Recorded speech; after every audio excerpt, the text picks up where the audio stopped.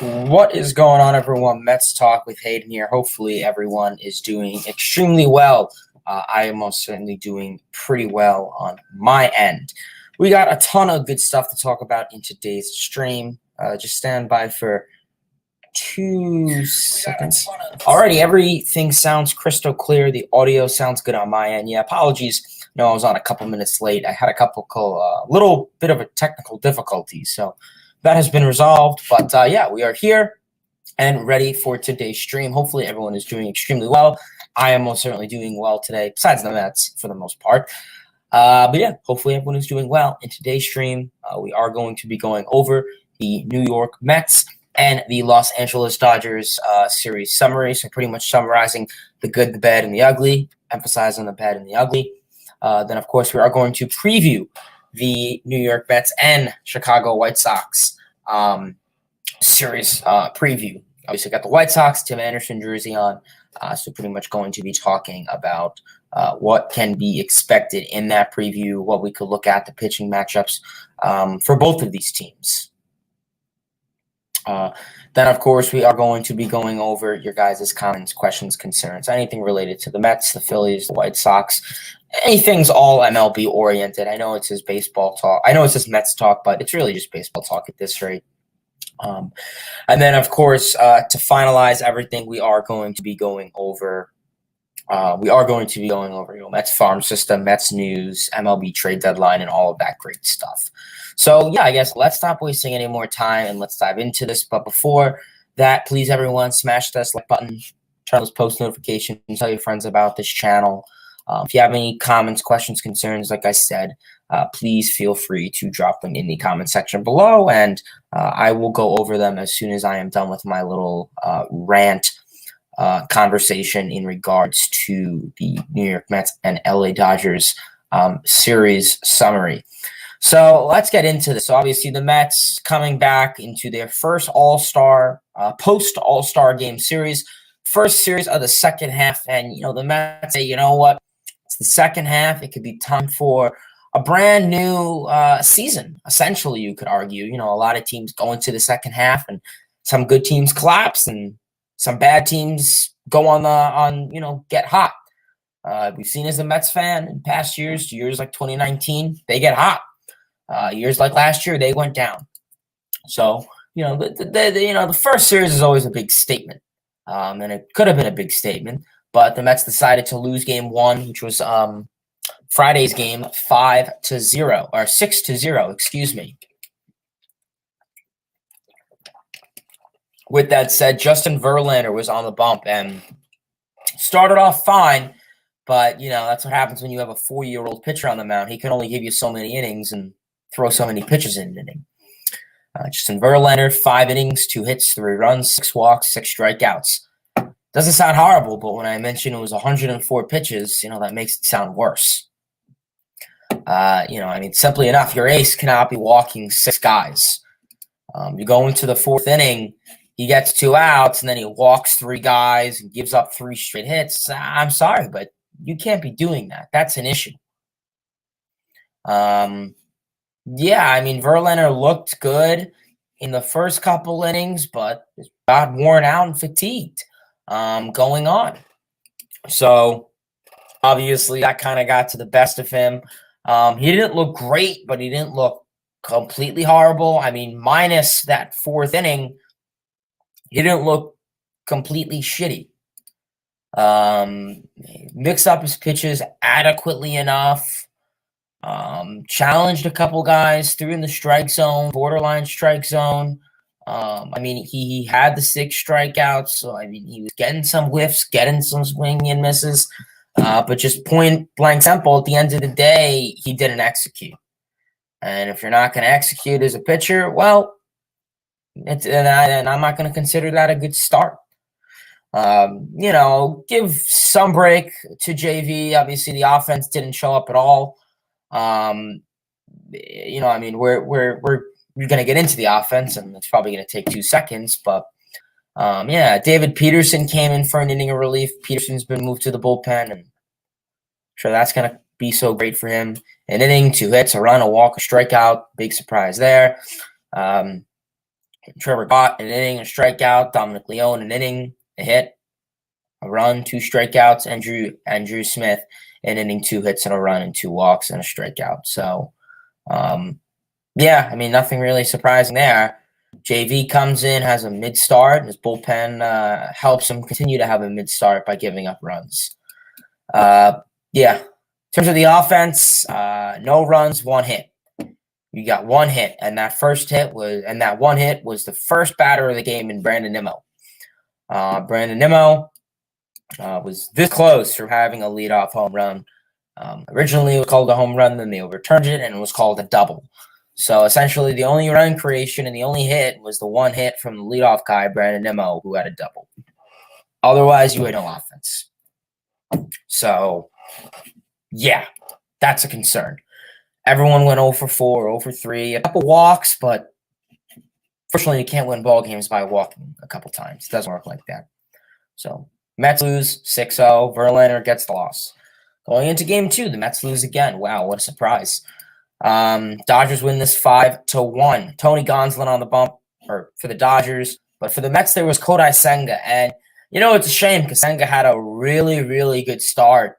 Senga went 6 innings, only 4 hits, a run, 2 walks, and 9 strikeouts. Senga looked great. Obviously, the walks are not really a concern anymore. I think you could argue, knock on wood. But, I mean, he's really, really looking very good. The ghost forkball and the fastball, those 2 combinations of pitches confused a lot of hitters. But most importantly, he threw those 2 pitches in the strike zone. So he couldn't really walk anyone. Like I said, he only allowed 2 walks. So he was really pounding the strike zone very well. Velocity was there. He was throwing pretty hard. Swinging and misses were there. The whiffs, the chasing. He looked good. He had one kind of good pitch, which Mookie Betts somehow managed to hit out of the ballpark. It was an opposite field homer that just went out. I mean, I thought it was going to hit off the wall, but it just went out. And I thought that was a good pitch by Senga. I don't really think that was on him. But yeah, Senga looked great. I mean, tip of the cap to him. 6 innings, 1 run, 9 strikeouts. I mean, that's what you sign this guy for. And Senga, if I may say, the last 4 or 5 outings has been like this. He's been great. So yeah, we noticed his walk percentage is going down and his strikeout percentage is going up, and that's something you really like to see. That is something that many Met fans, and including myself, were hoping was going to happen with Kodai Senga. I mean, I think everyone knew Senga wasn't going to be this walk machine forever. I think it takes time to acclimate. It's a new ball, different grip, but like I said, I'm not going to say anything too serious yet, but it looks good.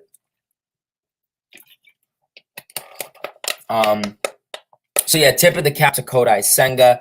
Phenomenal stuff from him as per always. Following that, call to the bullpen, and you know what the bullpen loves to do. They love to blow the game.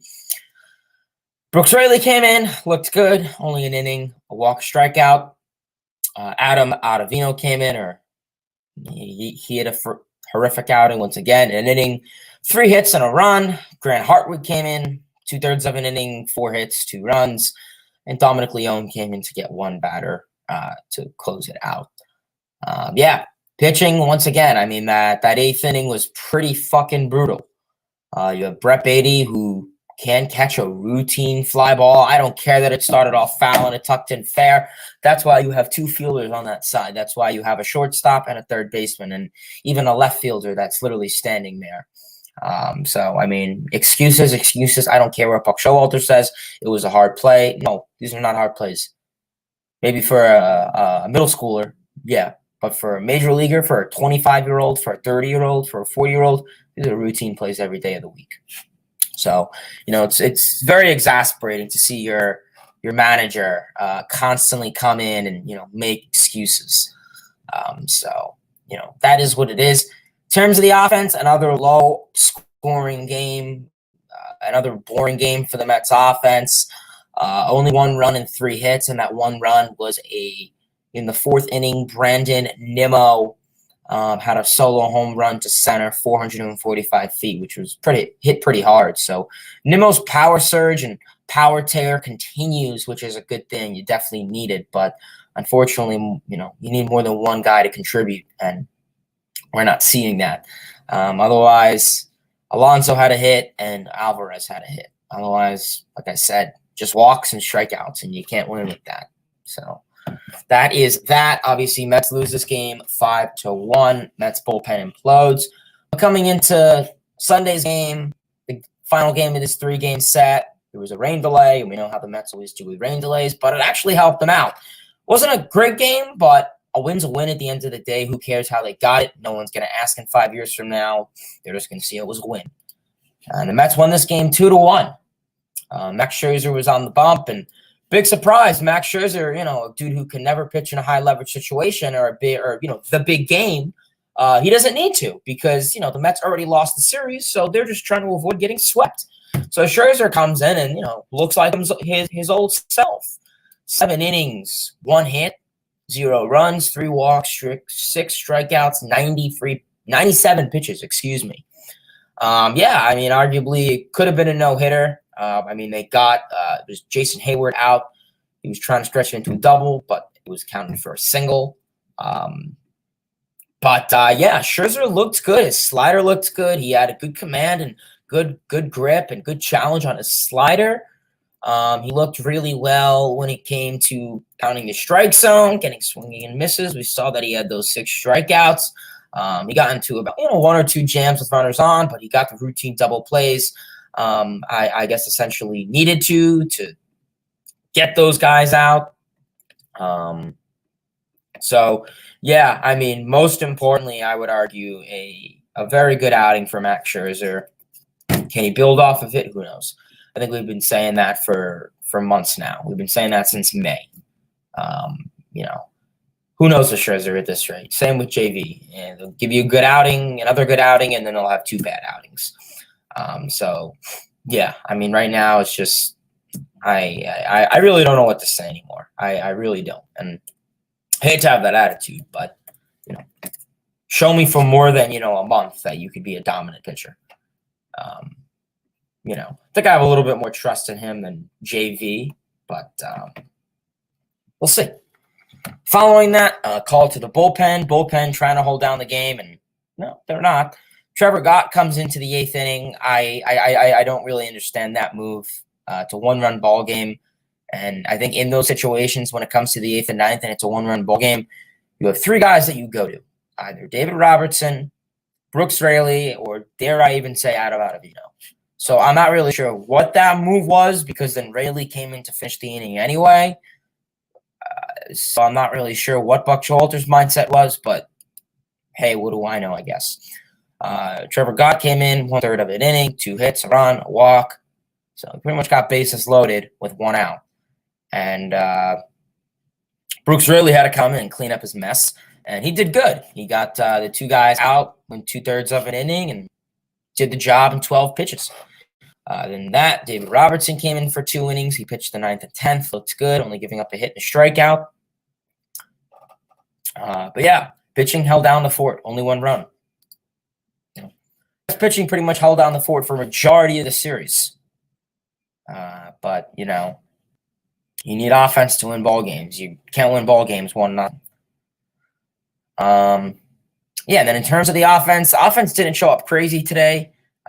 Or that day, but hey, at the end of the day, they won. Only 2 runs, 6 hits in the 5th inning. Brandon Nimmo had an RBI ground out to bring in Starling Marte, so at least he put the ball in play. And then in the 10th inning, to walk it off, Luis Guillorme had an RBI double to right to bring in Brett Beatty. So like I said, this wasn't a crazy high scoring affair, but at the end of the day, they got the runs and they got the stuff they needed. So. Definitely a much-needed win. Obviously, you can't get swept. Listen, Mets will go 3-3 against the Dodgers this year in 6 games. So, same with the Padres. So, I'll take that. You didn't win the series. You didn't lose it. You tied it. The season series, of course. So, I'll take that. I think it was very much needed. Mets only take 1 of 3 against the Dodgers. So now comes a new challenge. As new week comes, new series comes. Yay. Tonight, the Chicago White Sox are coming into town, hence why I have a White Sox jersey on. And they are coming into town with their good struggles as well. So at least Mets fans and White Sox fans can have that thing in common. Yeah, tonight is a 7:10 Eastern Standard start, 3-game set. The White Sox are coming into town 40-55 with a record of 19-30 on the road. So yeah, this is a White Sox team that just really has not been having it all year. This was a team that also had high expectations to arguably win the division and be a playoff contender and, be this 85-90 win ball club. And we're not seeing that at all from the White Sox. They've been a team that has been struggling dearly.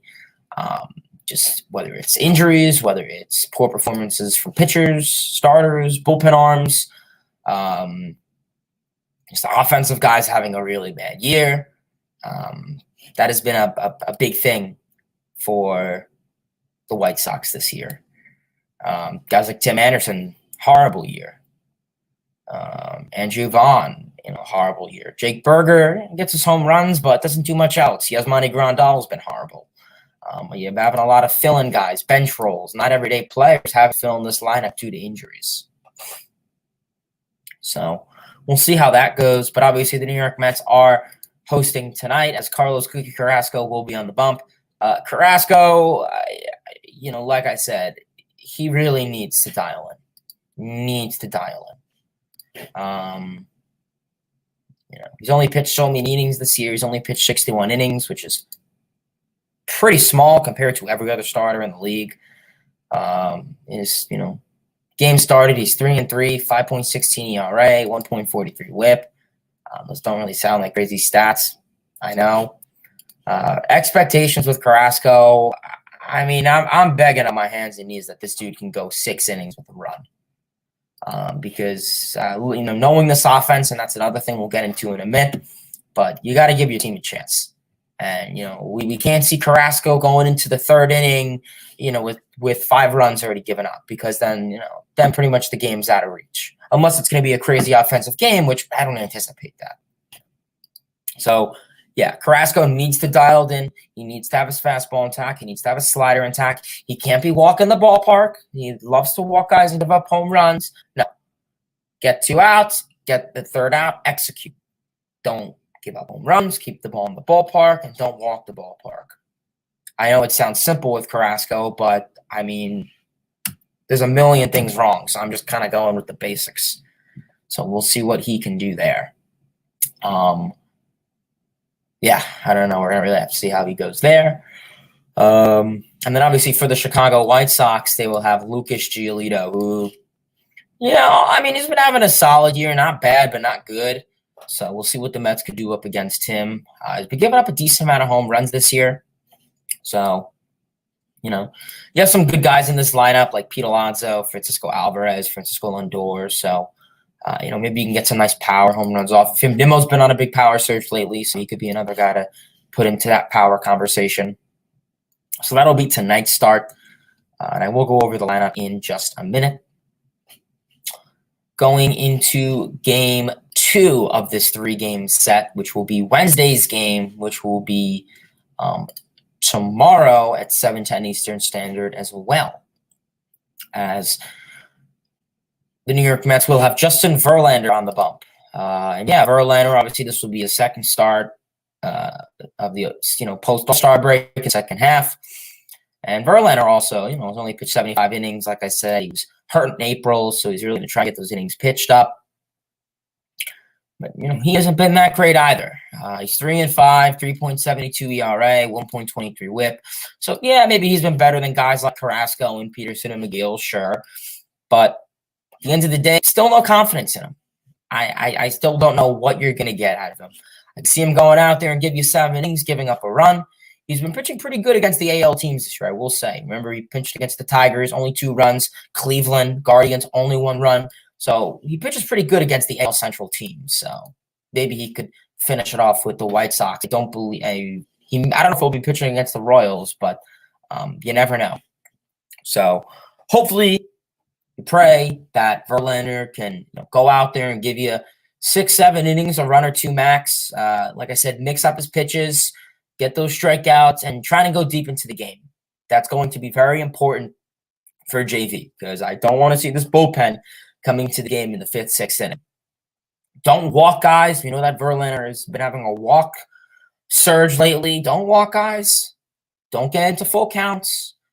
When you get to the count of 0-2, you cannot be walking those guys. I mean, it's situations like that will come back and beat you up. So, we will have to see how that goes. And then for the White Sox, I'm going to butcher this name, and I apologize. It's Tuki Tosin. I know he pitched for the Braves a while ago and the Guardians, but he's pitching for the White Sox. And I'm not sure if he was a reliever, but I mean, it's only 24 innings. But not horrible numbers. Walks a lot of guys, so maybe the Mets can get that in their favor. And then for Game 3 and the final game of this 3-game set against the Chicago White Sox, the New York Mets will be having the season debut and the Mets debut of Jose Quintana, the lefty. We know Quintana missed majority of the season due to injuries prior. Saw a little bit of him in spring training, but that's really all. You can't take that into serious effect. So we'll see what Jose Quintana can do. Obviously, he pitched a little bit down in the minor leagues, pitched in A-ball, and then, of course, AAA, and didn't look too shabby. He wasn't like lights out electric, but, like I said, I think it takes time for pitchers who are dealing with injuries and coming back and kind of just jumping in and sorry. My apologies. Allergies have been painful lately. But like I said, there's going to be an adjustment acclimation period. So Quintana, lefty. I don't know what his pitch limit is going to be. I don't know if Buck is going to have one on him. I'd imagine he is. Thank you, Jay. I imagine he is probably going to have some pitch limit on him, how many innings or a certain pitch count, I would imagine. But yeah, definitely going to be a big start for him, see what he could do. Obviously, this Mets rotation has, been a concern for pretty much all season. All season, it's been a concern of guys going how deep they can go into games, their performances in games, and then obviously the bullpen. So Jose Quintana coming back is much bigger than a lot of Mets fans think. This can go ahead with the team having a rotation of Scherzer, Verlander, Senga, Quintana, and Carrasco. Maybe you don't have to see McGill anymore. You don't have to see Peterson anymore. You'd like to trickle out Carrasco, but unfortunately, it's not like you have anyone else that's pointing electric in AAA right now. So we'll see how that goes. Jose Quintana, just asking for an average start. And then for the Chicago White Sox, they will have Michael Kopech, who, he's been struggling this year. He hasn't been ideal for the White Sox as a starter. I believe in the past years he was a reliever. I'm guessing they're transferring him into a starter. And, there's no secret to say that he has been struggling. So, I guess we're really going to just have to wait on and see what the White Sox can get out of him and what the Mets can really just do against him at this rate. We'll honestly have to wait and just see how that goes. But when it comes to it, that is the New York Mets and the Chicago White Sox series summary. So pretty much summarizing what could be expected in that series, season series, because they're only playing each other once. Ideally, like I said, this is a team that's, they somehow won the 3-game set against the Braves, actually. They played very well, won the 3-game set against the Braves, 2-3 in their last 5. Mets are 1-4 in their last 5, so also more things to look at there. White Sox, like I said, they're in a cruddy division where everyone's pretty much mid, so who knows? But White Sox. I mean, like I said, they're a team that doesn't have this great offense. They don't score a lot of runs. They don't hit for a lot of power, and their pitching, on the other hand, has also been pretty bad. So, I mean, this is just an all-around cruddy team. In the beginning of the year, they were on a historic bad pace. Obviously, they recovered since. I don't think anyone's going to sit here and say they're going to be one of the worst teams in the league. I don't think they're anywhere near the Athletics or Royals for being really bad. But I think right now this is a team that, I don't think this is, a team that is going to be lights out and break out. So, yeah, we're just going to have to wait and see how that goes. But like I said, White Sox 40-55, 19-30 on the road, where the Mets are going into this series 43-50, 21-21 at home. So they're playing 500 ball at home, which I guess isn't horrible if you think about it at the end of the day. So, so I guess at the end of the day, we're just going to have to see how that can go. Ideally, I don't have much optimism in this. I know the White Sox have a couple injuries: Yoel Moncada, Joe Kelly, Eloy Jimenez. Those are two big bats right there, but don't have much optimism. I could sit here and say I think they'll take 1 of 3. I hope they don't. I'd like them to take 2 or 3. If they could take 2 or 3, I'd be happy. If they could sweep it, I'll come on here and I'll chuck in a beer next stream if they sweep.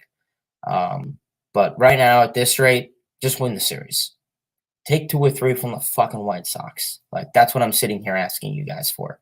Like, sad. It really is. But with that said, ideally, I think they'll probably get 1 of 3. Happiest 2 or 3. If they sweep, I'll be enthusiastic next stream. But yeah, like I said, with that said, that is the New York Mets and the Los Angeles Dodgers series summary, and then the New York Mets and the Chicago White Sox series preview.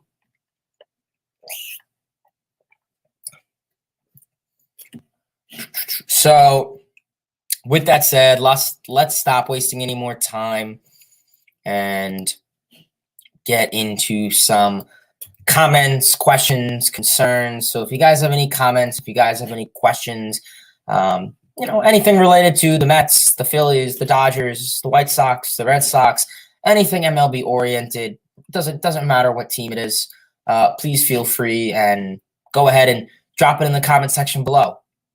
Let me know your guys' comments, thoughts, all of that great stuff. So let's get into what everyone has to say, everyone's comments, questions, concerns, and just general comments in the comment section below. So let's see what y'all have to say today.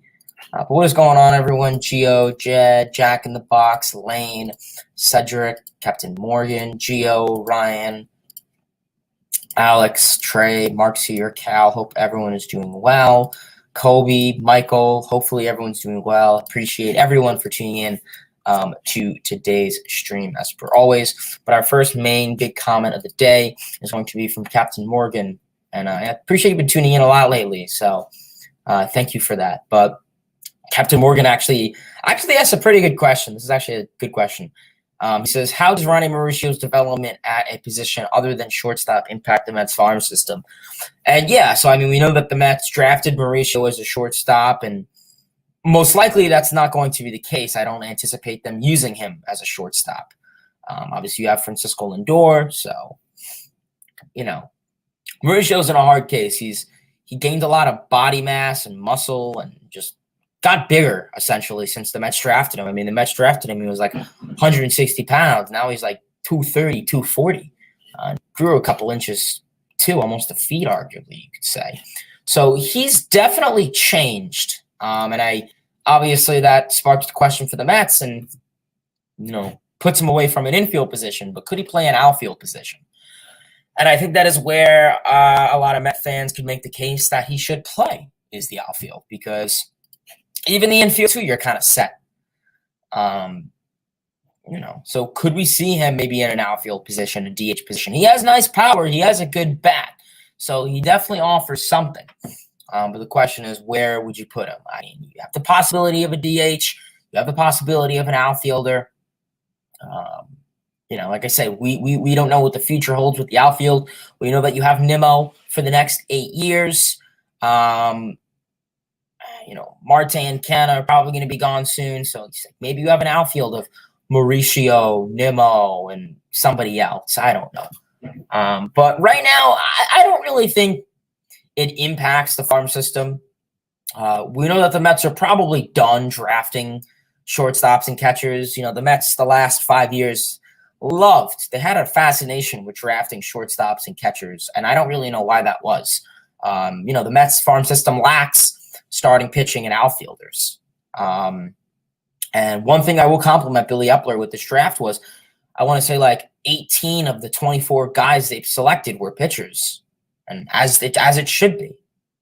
So I don't really think there's any negative impact, Captain Morgan. I really don't. I think they're just going to go about it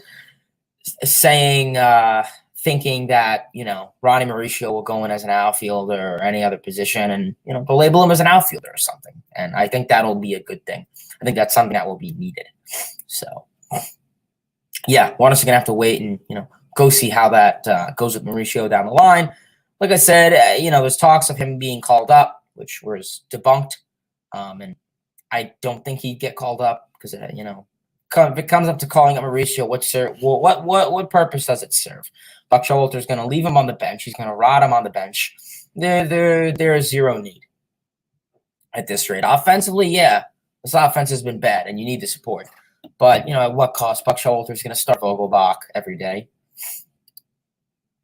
If he didn't start Vientos, what made you think what makes you think he's going to start Mauricio?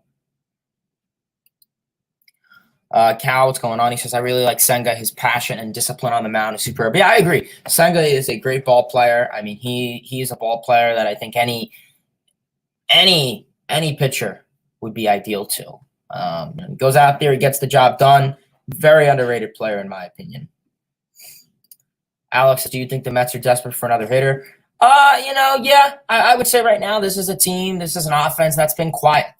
Obviously a big reason to why the Mets have been failing and have been playing very bad this year are because of the starting pitching. I think the starting pitching is the vast majority of the reason why you're in the situation that you are. Your offense, I don't think the offense is great. I think a lot of guys are underperforming. You're not getting all the results that you want. There's been plenty of inadequate and horrible losses. Don't get me wrong, the offense is responsible for some losses, but it's not the reason what your record says. But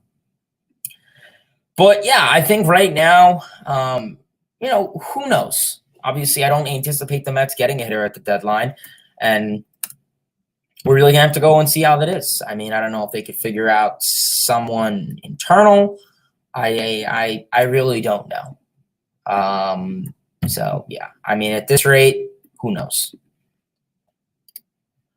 Alyssa Ghost Fork, absolutely. Ivy Nose says, I have 0 words. Change needs to happen sooner rather than later, or we can kiss the season goodbye. Yeah, pretty much. Like I said, the Mets only have so much amount of time they could do left. Like I said, this is a 162-game season, and, we're in July. And, it says, the Phillies came back, Braves came back. Yeah, that was in May they came back. That was in June. We're almost in August now. Talk to me when the Mets are at 500. Then we can talk.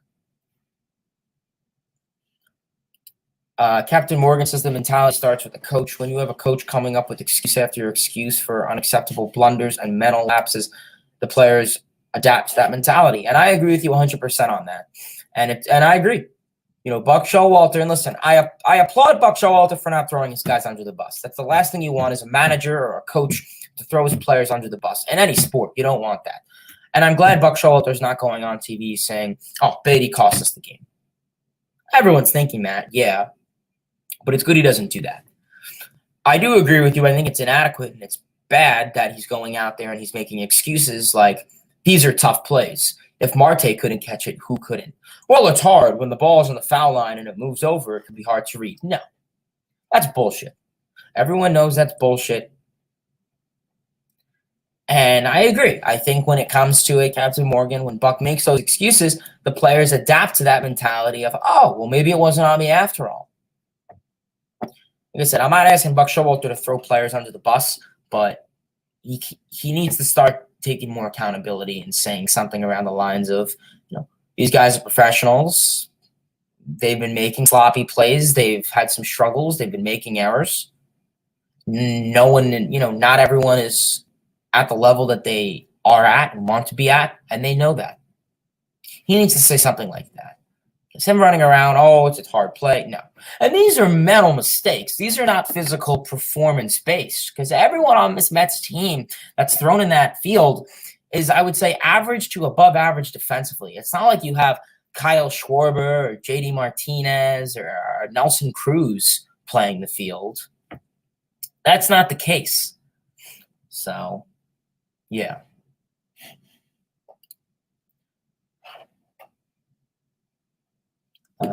Power is vital, but it's nothing if there's no one on base. Yeah, Nathan, I agree with you 100% on that. The Mets can hit all these solo home runs they want, but if no one's on base, it can only do so much. And we've seen a lot of teams struggle with that issue. Why are the Mets in the position they are now? I think it's simply their pitching. Their pitching and then just mental mistakes because of it.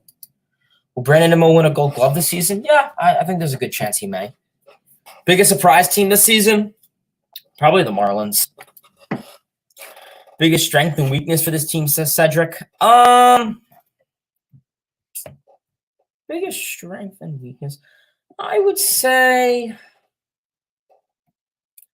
weakness, pitching, strength, food for the stadium. I don't know. Maybe speed. I guess they steal a decent amount of good bases, I guess. I don't know. There's not much strength. LFGM. Jay, I appreciate it, man. Lane, how's it going? No, you can't call up Parada. He's single A ball. Kobe, what's going on? Kobe says, what's wrong with Mets starter Justin Verlander?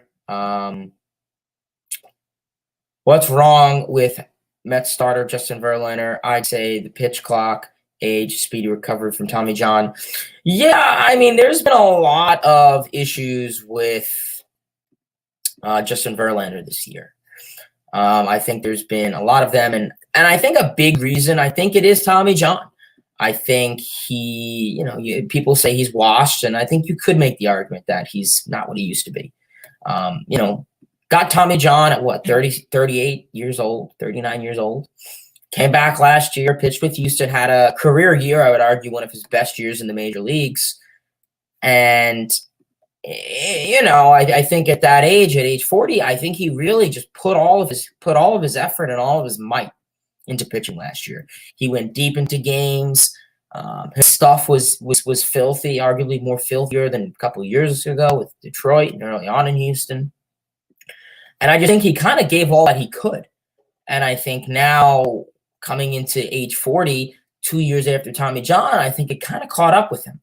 And, Mets fans, yeah, we expected. I didn't expect Verlander to post a 1.80 ERA or, be elite like that. But nobody expected him to be like what he is now.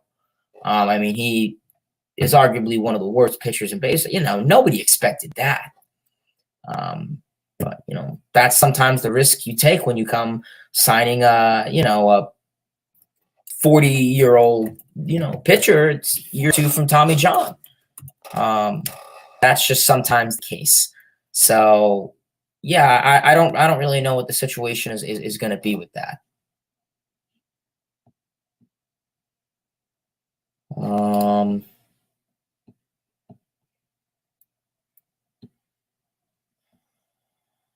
Here, hold on, guys. Give me here just 1 second with the comments, because it always does this. It always, on StreamYard, when a lot of comments come in, it always pushes me back up. So, guys, just hold on.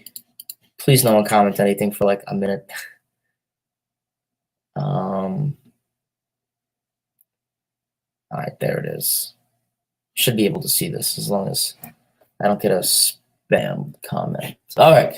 Back to where Trey, yeah. Can be argued that Starling Marte is still hampered by his groin surgery, shouldn't be playing right now.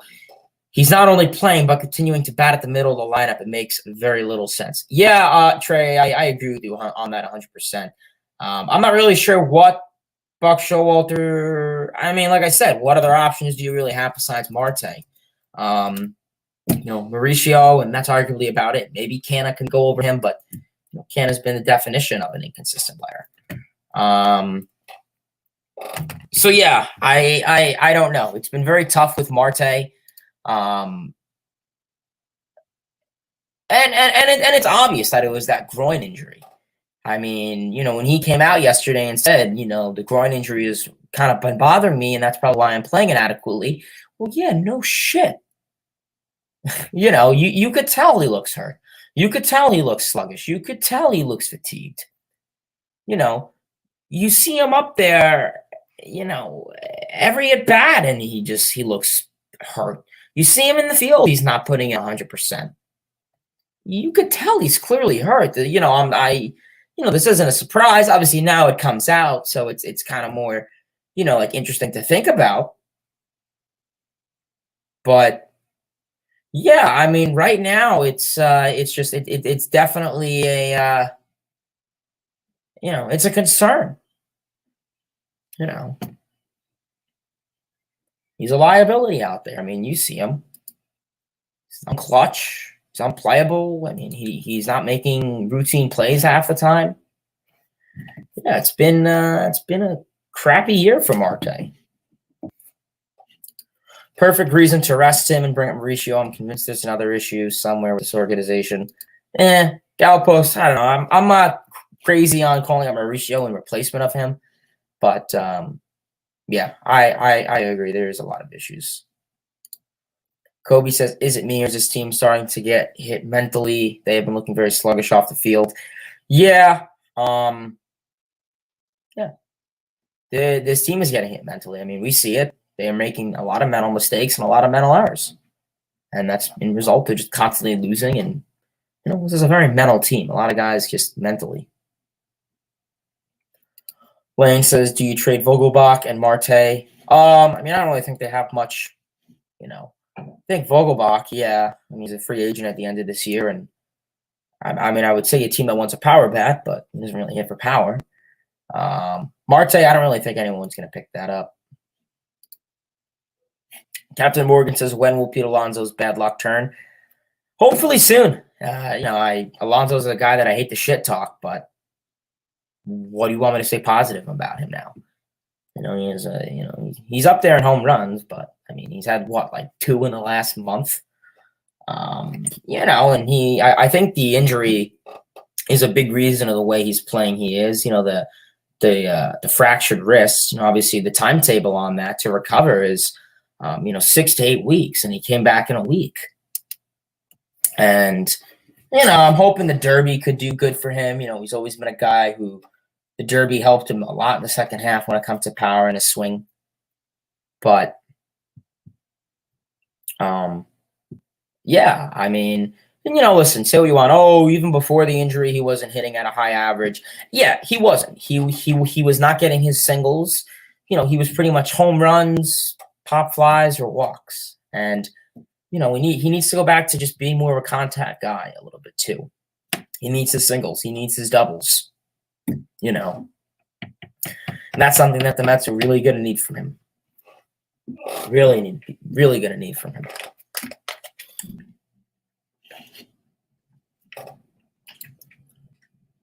But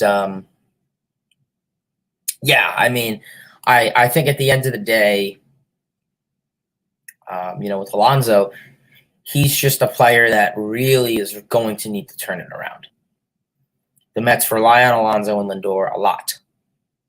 He's going to need to turn it around before it's too late.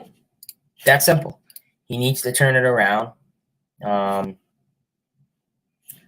Yeah, because if that's the case, it's going to be a long 2 months. This Mets team relies heavily on Lindor and Alonso. And when those guys don't execute, well, you're going to be in for a very inadequate show. So, yeah, I mean, we're really just going to have to kind of, I guess, just wait and see how it goes. This honestly feels like the worst time to be a Mets fan. Richest owner in baseball, along with the highest payroll in baseball, and this is what Mets fans are dealing with. I'm embarrassed. Yeah, makes 2 of us, Cal. Makes 2 of us. And yeah, I mean, Nathan, I agree with you. There's no point in bringing up Mauricio. Buck's going to sit him on the bench. Just let him continue to develop. Same with Vientos. You know, when September comes and you're completely out of it, then you could talk about that. Lane, yeah, I mean, a couple guys in the farm system that I like. Got Williams is one guy. Blake Tidwell, Mike Vassell. Those are a couple underrated names. Kendall, what's going on? Kendall says, what's the news on Edwin Diaz getting into the Mets in 2023? Yeah, I mean, Diaz has been reported that he's been throwing a lot lately. The progress that Diaz has made has been very good. I mean, he's overachieved in a lot of his progress, which is very good to hear. Anyways, a great bullpen arm. I'm actually scrolling on Twitter right now, and I see him throwing. He's throwing at over 150 feet. And the fact that he just had his surgery, I mean, in March, and he's already doing this in July. I mean, that's phenomenal. So, yeah, hopefully he can continue to do what he's doing. Let him go out there and, continue to grind. And, like I said, if the Mets are out of it, don't rush him back. Even if they're in it, you cannot rush him back. Because, one small thing, and then boom, you're in a really tough predicament. You do not want the Mets to be desperate and rush him back. It's the last thing you could do. You will not get anything done if you rush him back. So we'll see how that goes. But yeah, that's kind of just the general news on Edwin Diaz. Nathan says, don't sleep on Jet Williams. Do the same. Yeah, Jet Williams is another guy. I mean, he's been going off lately. I've actually been keeping up with him. I've been looking at his stats daily, weekly. I mean, I see a lot of his highlights on Twitter. He's been a guy that's been going off lately. It's only single A, so I'm not going to go nuts. They just drafted him last year. But, yeah, I mean, he could be another interesting guy. I know everyone's talking Mauricio now. Maybe in 2-3 years, everyone's talking Jet Williams. So, on what position he'll be playing, obviously, because it's not shortstop. Michael says Alvarez is the brightest spot so far this year, 21 years old, and saying, yeah, he really is. He's been great this year. Code to Cat Mets says mathematically, if they won 40 in a row, the Braves would still be in first. Yeah, and then that just goes to show you what a year the Braves are having. Assuming the Braves played of course, if the Braves played 500, which, I mean, I'd imagine they will. But yeah, I mean, that just goes to show you Braves are having a really good year. I mean, I think Acuna is probably going to win MVP. Can the Mets make the playoffs, Trey? Probably not. I mean, I don't have much playoff ambitions. I mean, like I said, get to 500, and then we could talk playoffs. Lynn says, do you call out Mike Vassell? I believe he is in AAA, but I'd say could let him develop. Maybe September, if something happens, you put him in a bullpen role, but let him develop. And if he's going to start, let him come out of spring training. I think he'll be a guy that a lot of fans watch in spring training next year. Played Tidwell over his last 10 starts. Those are the stats. So in the 6 starts, 173 ERA. 52 innings pitched, a 1.112 whip. Yeah, I mean, I agree, Nathan. I think he's going to be a huge future star for this New York Mets team. I think he is going to be a very, very important guy for years to come. But, like I said, he has a little bit of time ahead. So, give it a bit. Got to be patient. We got to let him continue to develop. But he looks promising. Like I said, you never know. He looks pretty promising. So we'll have to wait and see how that goes.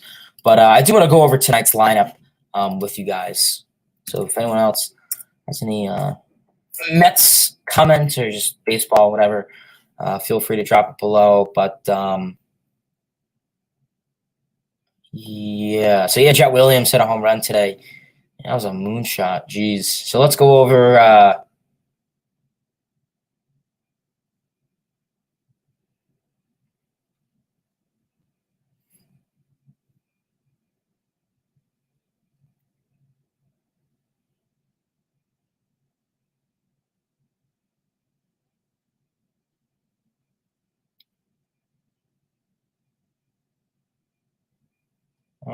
So let's go over the lineup for tonight. My apologies. I was just getting distracted reading Twitter. So tonight's lineup for the Chicago White Sox is stated. Twitter posted showdown against the Southsiders. Obviously tonight, Carrasco on the bump. Your starting lineup, obviously. Starting leadoff, the center fielder, Brandon Nimmo. Batting second, the left fielder, Tommy Pham. Batting third, the shortstop, Francisco Lindor. Batting fourth, the power hitter, first baseman, Pete Alonso. Batting fifth, second baseman, Jeff McNeil. Batting sixth, right fielder, Starling Marte. Batting seventh, the third baseman, Brett Beatty. Batting eighth, the slugging catcher, Francisco Alvarez. And batting ninth, the designated hitter, DJ Stewart. So, yeah, you'll have Alvarez behind the plate, the catcher, Alonso at first, McNeil at second, Lindor at shortstop, Beatty at third. Your traditional infield there, I guess. And then Pham in left, Nimmo in center, Marte in right, and DJ Stewart coming in as DH. So, mid lineup, I'm not crazy with DJ Stewart starting. I'm not really sure why DJ Stewart is up here. He's a guy who couldn't even hit in AAA. So I'm not really sure why you put him in the DH role. He'll probably go a nice 0 for 4 tonight. Can the Yankees make the playoffs this year? Yeah, Lane, I'm going to be honest with you. It doesn't look promising for them. They're in last place, and I know they're only, 4 or 5 games above 500, but even then they don't look great. I don't want to be surprised if they fall under that soon. They've really been struggling. Do you call up late Tidwell? Probably next year. Next year or 2 years, I would say, Lane. But, yeah, if anyone else has any more comments, questions, concerns, probably going to get ready to call it a stream here in a couple of minutes. I really do appreciate everyone for tuning in to today's stream as per always. It was a great stream. Appreciate everyone for tuning in. Obviously, we went over a lot of good stuff in today's stream in regard to the New York Mets, going over the New York Mets and the Los Angeles Dodgers series summary. So pretty much summarizing what can be expected in that series. So yeah, otherwise I appreciate everyone for tuning in. We are going to call it a stream here. Like I said, Mets Dodgers series summary, summarizing the good, the bad, and the ugly. New York Mets and Chicago White Sox series preview. So pretty much what we could preview when it comes to possible pitching matchups, possible offense, and just possible outcomes in general for tonight's game. I think it'll be an interesting series. These are two teams that are mildly underperforming and had expectations coming into this year and just really aren't looking that great. So, yeah, we'll have to kind of just wait and see how that goes. Shut off the comments quickly so we can get into that. But yeah, otherwise, like I said, I really do appreciate everyone for tuning in to today's stream as per always. Please, everyone, outro, give this video a like, comment, subscribe, turn on those post notifications, tell your friends about this channel. Let's get to 800 subscribers. I think we're like 10, 11, 12 away, somewhere around those lines. So if we can get to 800, that would be great. So like I said, if you have to, I don't know, make an account for your dog or your pet or any animal, I guess, at this rate, please do that. I would very, very much appreciate that as per always. But yeah, like I said, give this video a like, comment, subscribe, turn on those post notifications. And yeah, I guess we will get ready to call it a stream here. Mets, Dodgers, series summary, Mets, White Sox, series preview. Like, comment, subscribe, turn on those post notifications. I know it's been a rough season. I know things have been pretty rough, but, hey, got to ride out the bad times in order to get to the good times, I guess. And, right now it's, yeah, it's just kind of been, I guess, a shitty situation, you could say. So, yeah, appreciate everyone for tuning in. If you are rewatching this on replay, tip the cap to you for sticking around for just about an hour. As you can kind of tell, I'm trying to filibuster it to get to an hour, but I don't think I want to sit on it for the next 4 minutes and repeat myself all over again. But, yeah, I really do appreciate everyone for tuning in to today's stream. Let's go Mets. Let's go baseball. And yeah, I mean, let's try and take 2 or 3 from the White Sox. I can only imagine what they'll do. It's going to be an interesting series. Yeah, I love GM. Let's go Mets. Till next time, baseball fans. See ya.